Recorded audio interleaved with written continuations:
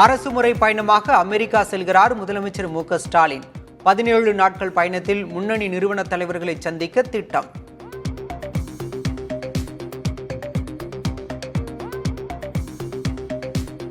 பல்போன நடிகர் எனும் விமர்சனத்தால் வருத்தமில்லை என ரஜினி பேட்டி.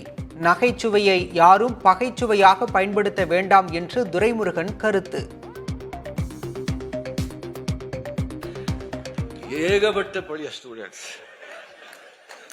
அது சாதாரணமான பழைய ஸ்டூடெண்ட்ஸ் இல்லை. மூத்த நடிகர்கள்லாம் வயசாகி போய் பல் உழுந்து போய் தாடி வளர்த்து சாகர நிலைகள்லாம் நடிக்கிறதுனால இளைஞர்களுக்கு வாய்ப்பு இல்லாமல் இருக்கான். அவருக்கு ரொம்ப பிடிக்கும். அவர் என்ன சொன்னாலும் வருத்தம் கிடையாது. நகைச்சுவையை யாரும் பகைச்சுவையாய் பயன்படுத்த வேண்டாம். மைக் கிடைத்தால் போதும், அண்ணாமலை பொய்யாக பேசுவார் என எடப்பாடி பழனிசாமி விமர்சனம். இஎம்ஐ முறையில் பதவி பெற்றதாக கடும் வார்த்தை கூறிய அண்ணாமலை.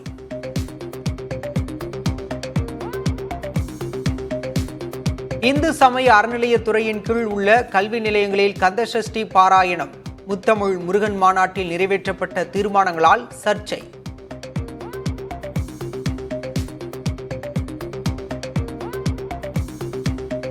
கிருஷ்ணகிரியில் போலி என்சிசி முகாம் நடத்தி சிறுமி பாலியல் வன்கொடுமை செய்யப்பட்ட விவகாரம். மேலும் 2 கைது செய்தது காவல்துறை.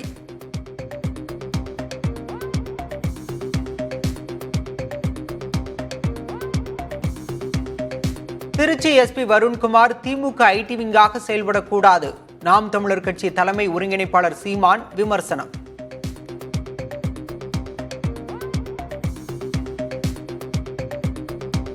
இந்துவிடமே இந்து சான்றிதழ் கேட்டது அதிர்ச்சியாக இருந்தது. மதுரை மீனாட்சி அம்மன் கோயிலில் அனுமதி மறுத்தது குறித்து நமிதா வேதனை.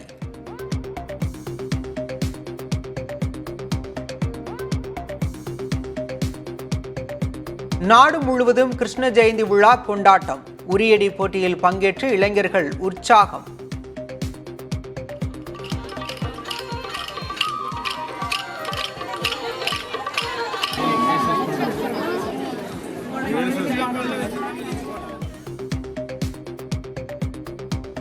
மகாராஷ்டிராவில் பிரதமரால் கடந்த ஆண்டு திறக்கப்பட்ட சிவாஜி சிலை சுக்குநூறாக உடைந்தது.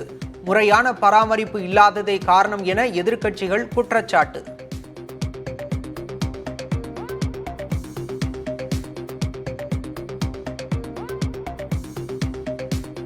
கனமழையால் வெள்ளக்காடாக காட்சியளிக்கும் குஜராத் மாநிலம்.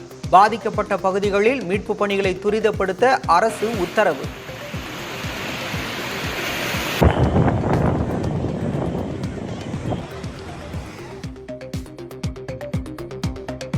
மலையாள திரையுலகை அதிர வைக்கும் பாலியல் குற்றச்சாட்டுகள்.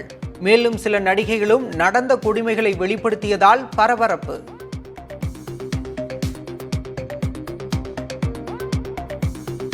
விவசாயிகள் போராட்டம் குறித்த பாஜக எம்பி கங்கனா ரணாவத்தின் கருத்தால் சர்ச்சை. கட்சிக்கு தொடர்பு இல்லை என பாஜக விளக்கம்.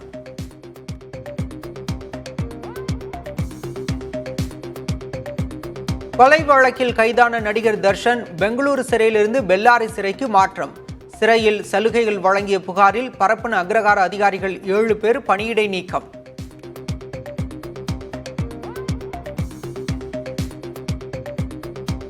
ரஷ்யாவில் 38 மாடி கட்டடத்தின் மீது ட்ரோன் மூலம் நடத்தப்பட்ட தாக்குதல்.